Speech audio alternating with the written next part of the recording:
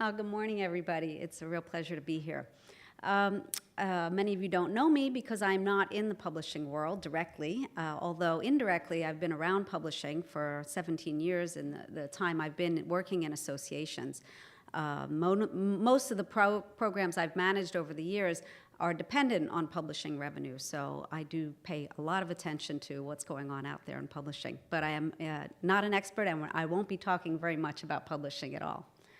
What I do want to talk about is, I think it's a good follow-on to our keynote speaker, is a little bit more down in the weeds, a little more details about societies themselves, about the kinds of things they do for the members and for the broader communities.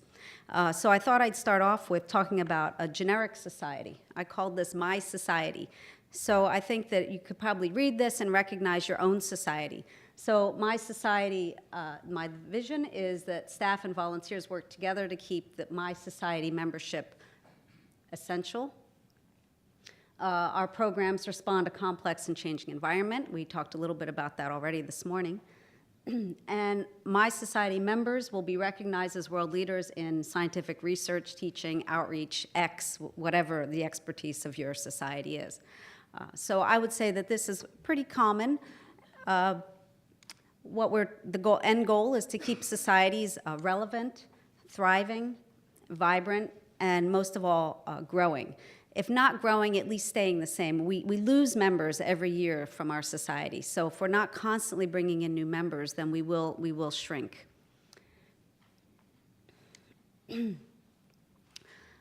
Someone asked about networks of organizations, and that's exactly what AIP is. We are a federation of 10 scientific societies in the physical sciences. I just thought I'd, as background, put up our scope. So we advance and distribute the knowledge of physical sciences. We have a wholly owned publishing center. It's organized now as a wholly owned subsidiary. We enhance and cultivate the discipline through a variety of programs. We foster collaborative efforts among our societies and among the broader community. And we promote the physical sciences. And most organizations have some role in promoting to the media and to decision makers their field of science. So this is a list of our current 10 member societies. You can see that they range in size quite a bit. We have, the biggest is right here, it's APS at about 50,000. And I believe the smallest is the Society of Rheology with 900 members. So you can imagine these societies all have very different business models. So that's what I'm going to talk a little bit about, just the range of business models we see in these societies and some of the things that we're trying to do with them and for them to help them grow and thrive. As a reminder, these are our stakeholders, and I'm sure you recognize a lot of your own stakeholders in this list. In publishing, most publishers tend to think of two main groups: the researchers, authors, reviewers, editors. That's the group of people who are actually publishing in the journal, and then the librarians, that community. However, the society in general has many more stakeholders. You have government agencies that fund the research that all of our members are dependent upon. We have donors, private donors. We have historians of science. We have the public media, of course. So just to remind you of these wide range of stakeholders. So I'm going to dive right in. So these are membership trends for our 10 societies. It's really just to show trends. It's a little bit hard to read because 5 societies are listed on this scale, which tops out at 8,000, and 5 societies are listed on this scale, which tops out at 50,000.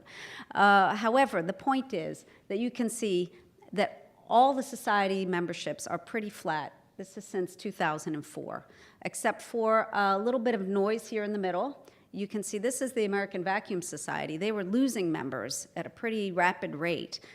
Then they had a big anniversary in 2013, so they dropped their membership dues to $60 from, I think it was 90 or 100, and that started to bring members back.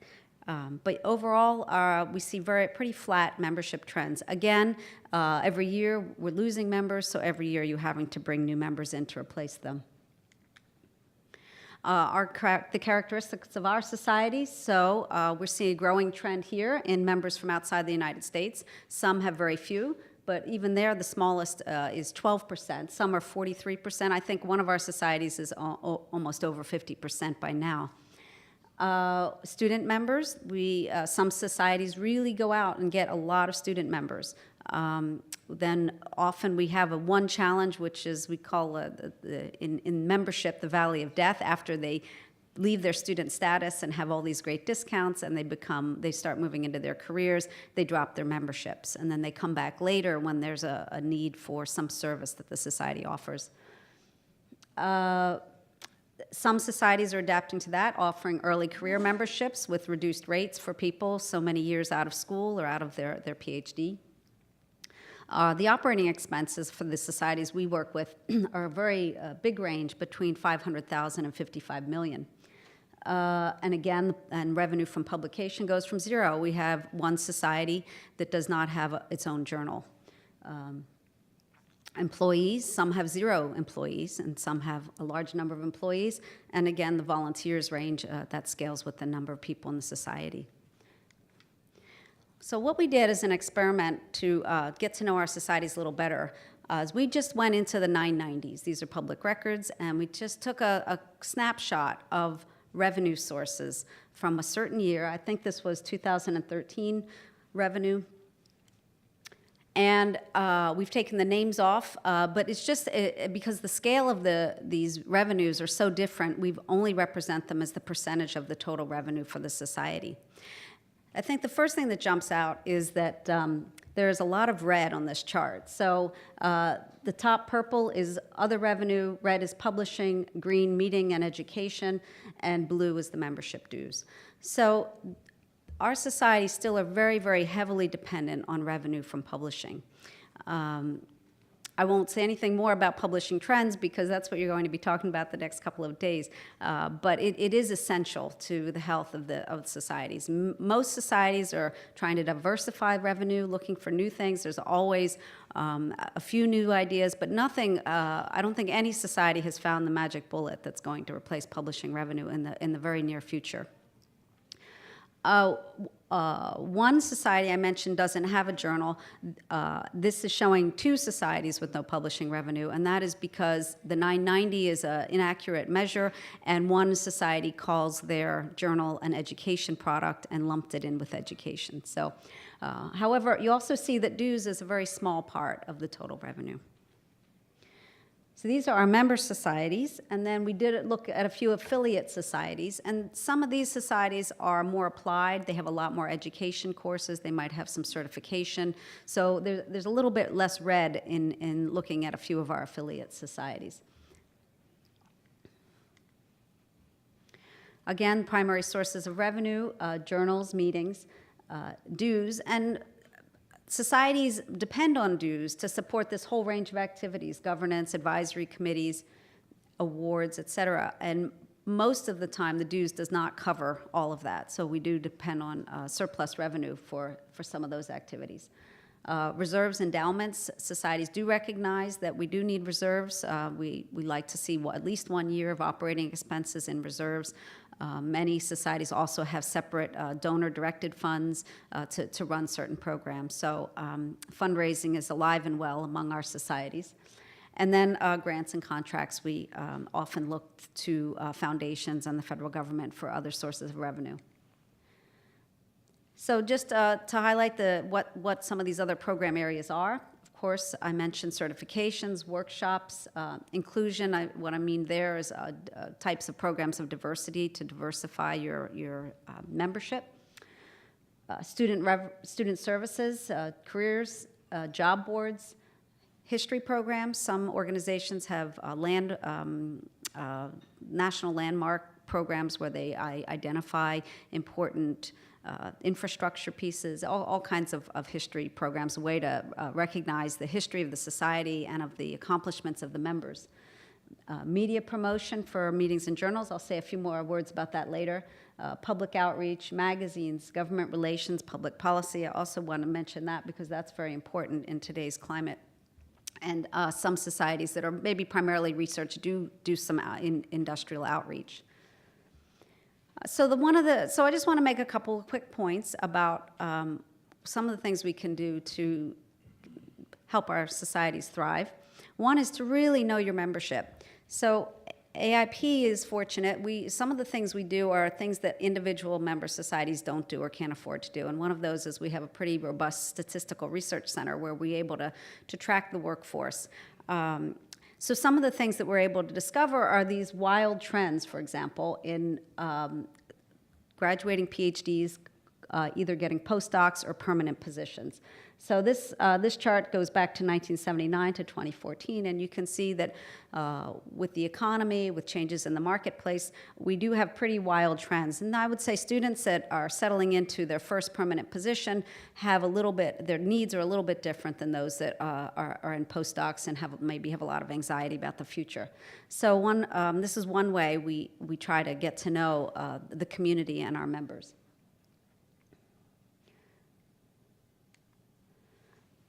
This is some more trends that we look at these are African Americans. I mentioned inclusion and diversity. The physical sciences, some of the fields of engineering especially are very challenged with increasing the number of women among their ranks and also the number of underrepresented ethnic minorities. Especially African Americans. So these are some trends we looked at, looking at several fields. We looked at chemistry, physics and earth sciences, astronomy, atmospheric sciences, and oceanography, and these numbers are extremely low. Fewer than 40 African Americans earned bachelor's degrees in astronomy, atmospheric sciences, or oceanography in 2013. So we know that this is something all of our societies need to work on. And I'll get to some of the things that we're trying in a few minutes. Oh, it's right here, actually. So one of the things we try to do is reach out to the students. So the membership reflects the students that are coming up into the field, the students that become the eventual authors of journal articles or present at meetings or become active members of your society. What we want to do is convince students both to stay in the major of field X, whatever your field is, and to become an active member in the community.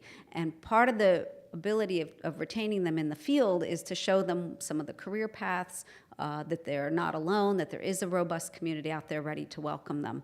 So these are some of the things that we're looking at with our student programs. We want to promote their activities. So we send them, we have special travel award funds, we send them to meetings, we ask them to report on the meetings, we ask them to present posters. We fund them to do local outreach right around their universities, so we're very interactive with their universities. We want to make a lot of the students that haven't felt included feel included, so we have programs called Future Faces of Science or Future Phases of Physics. We reach out to community colleges where a lot of underrepresented students start their careers. We want to retain them, so we promote research opportunities. We have a free job board for research experiences for undergrads in the summer, for summer experiences. Many of our societies provide mentoring programs and networking opportunities. We create student clubs. And importantly, we try whenever we can to communicate with their universities. We let the university, the dean or the presidents of the university know when a student has done something outstanding or when their advisor has won the Outstanding Student Chapter Award or something like that, to promote within their own community their accomplishments with the society. We launched a program on career pathways because we know that unlike the advice you might be getting from your professor, you are not likely to become a professor in field X. We find that 1 in 6 of the bachelor's degrees in physics will actually even wind up in academia. So most of them go into other fields and go out, and many go out directly out into the workforce. And many undergraduates have no idea, and that's actually why one of the reasons I think physics remains a very small field. No one with a bachelor's degree in physics gets a job called physicist, unlike biology or chemistry or engineering. So they might start in physics and then they drift off into fields that they see recognizable job opportunities. So we started a program looking at schools that are very good at retaining and promoting students into various fields, and to share best practices, and to we hold workshops now to explain to students what some of their career options are. In addition, we also provide resources for the faculty in the university on how to talk to their students, and also to the administrators of the university as well. So this is some data also from our Statistical Research Center showing where the bachelor's degree students are going 1 year after. Another thing we do are career webinars. Now, we offer these for free, and one of the things we find that is over half of the people that are attending these webinars are not members of our member societies. So these are, offering something for free, and having people come in and register gives you a database of people that you can, are interested in your services, and then you can go out and try to recruit them. Another recruiting tool we use is to partner with our societies and use the magazine that AIP produces on their behalf. So we have we publish Physics Today magazine. This goes to all the members of all the member societies. So we now partner with our societies and send the lapsed members. These are members that have left, and we want to get them back and send them a copy of Physics Today and say, we miss you. This is one of the cover sheets from one of those efforts, and with an extra incentive to join before the upcoming summer meeting, et cetera. Try to do this on a timely basis. And we've had very good results with this. So it's an idea of partnering, not just using the benefits from your own society, but if you have any partnerships with other organizations of benefits that might get lost in the shuffle among your members, you might think about promoting those to try to get some members back. I wanted to mention media services. These are AIP provides these for many societies, and many other societies do this on their own, and some societies don't do very much of this, or certainly don't do enough of this. So we look at our technical meetings. We hold press conferences at them. We webcast them. That's the word. We webcast the conferences so that because the science journalists have challenges with travel funds, so they can't always come to the meeting. They tune in on the webcast, and they can ask questions of the scientists that are physically at the meeting. We also do through journal promotion, and we have been able to take a look at what happens when we issue a press release on a journal article. We do see the downloads jump way up, and this is good for the journal, and it's good for the community, and it's good for the scientists, and it's really good all around, and it's especially good for the public, because then the public has a better understanding of why we do research and why the public should fund the research through taxpayer dollars. So we're big promoters of this kind of activity, and just as a reminder that this is very much a win-win situation. And just one quick note about government relations and advocacy and public funding of science. I borrowed this from our friends at AAAS. Of course, they do a lot of trends. AIP also, we are tracking trends on funding, and we focus really on the physical sciences. So this is a splash page since 1970 to 2014. This is funding of the various disciplines of research by the U.S. federal government as a percentage of GDP. And you can see that life sciences, of course, had a bit of a bump. They were on a doubling path in the early 2000s. And then you can see that it has not been sustained. And most of the other fields have dropped as a percentage of GDP. I'm sure you've heard about in the United States, the sequester and all kinds of challenges we have for federal funding of science. I just put this up here to remind you that if you haven't been involved in public affairs or gone to advocate to decision makers, it's quite an interesting experience. It's very much worthwhile. They hear all the time from the tobacco lobbyist, from the gun lobbyist, from all kinds of other lobbyists. They do not hear from the scientific community. So it's really important, because if we're not up there advocating for this kind of research, then no one else is going to do it on behalf of the community. And I'm not talking about just you as individuals, but encouraging your members to do these kinds of activities. And just a quick snapshot about in the U.S. again. Currently, we have a very heated political climate, and the fiscal climate is not very good, really, for research. So the trick is finding arguments that resonate with U.S. or policymakers wherever you are in the world. For example, reducing the deficit is a top priority for both the Republicans and the Democrats. The Republicans will not endorse any kind of increases in taxes. But one thing that does resonate is the international competitiveness aspect, and that the United States should remain at the forefront. So I'm going to sum up. This is showing a little bit of the range of some of the business models, again, among our member societies and many societies in general. So we have some that are completely volunteer-driven.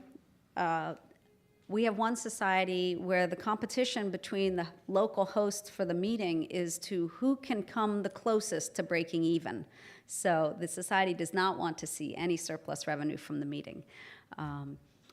They have no staff to pay, for example. So so every society is a little bit different. No staff means very low overhead, et cetera. You don't have extra expenses. As societies are bigger or start to grow, you see things like sales of directories, indexes, other kinds of products. We work with the society that has a wall between publishing. So the publishing funds can only be used and reinvested into publishing, and they won't fund any other parts of the society. That's one model. I wouldn't say that's a very common model, but that does exist. Some societies have local chapters and sections where they collect dues on their own, and they give half of it goes to the local chapter and half of it goes to the national organization. So as the societies that really have very successful meetings and publication programs, they're able to start to fund more of what I just mentioned, of the government relations work and the media outreach and promotion of their science. And then the largest societies have CEO, very highly professional trained staff, and tend to use their publishing revenue to subsidize a host of other activities. So just some hints on sustaining my society. Again, know your membership. So the more information you can collect about not just your members, but the community, and we talked already a little bit about trends, of what are the trends in society, so how can the society respond to those trends?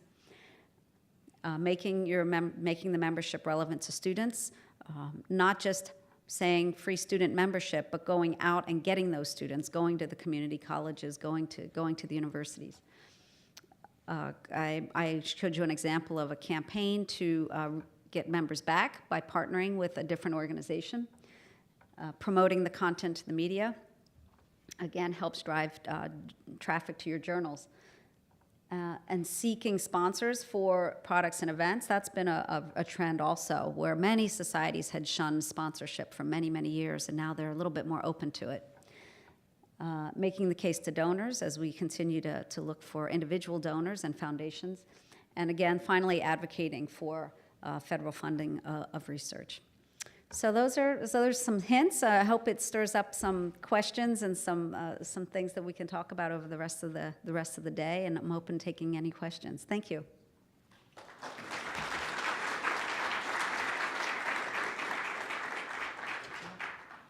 Questions? Quick, a couple questions. In developing your student programs, are you actually well, hello. In developing your student programs, are you actually putting anybody at the campuses? Are you perhaps hiring some of the students to be representatives and then to provide that grassroots contact? So we have a special role at AIP because the member societies have some student members, but we have the Society of Physics Students, which is an undergraduate-only on-campus individual chapters. We have 700 chapters. So these, most of their activities are going on the campus. And we have a student faculty advisor that advises the chapter. They do local outreach, and then they come together in regions. They have zone meetings. So we have a whole infrastructure that helps with that. But we do not pay. They pay us a very small amount of dues, and then they have access to. They can apply for scholarships and summer internships and all kinds of programs. But most of the activities do take place on the university. And then we also have a program where we feed these students up into the societies. So when they join us, they have 2 free memberships for any 2 of the societies to get a flavor for continuing on. Because after they graduate, they're going to not be part of our society anymore. That's smart. How frequently do you and your member societies do advocacy on the Hill? And is it a coordinated effort, or are they separate? So we join in with the larger community-wide SET CVD, that's Science, Engineering, Technology Congressional Visits Day. It was just held, I believe, 2 weeks ago.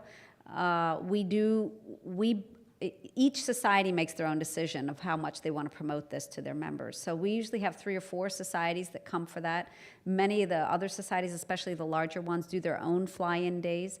And in the last couple of years, we started bringing the students to the Hill. So we bring in the student leaders, the ones that sit on the National Council, and they get the opportunity to go to the Hill. And those are enormously successful because the members come out of their offices and want their pictures taken with those physics students. So I would highly recommend, if you're doing advocacy, take along some students. It sends a really powerful message. But so I would say it's up to the societies. They have different schedules, and some are more. We have one society that will not do any public policy, any advocacy. So it's also the society that makes the meeting break even. So I think we need to move on. But thank you very much.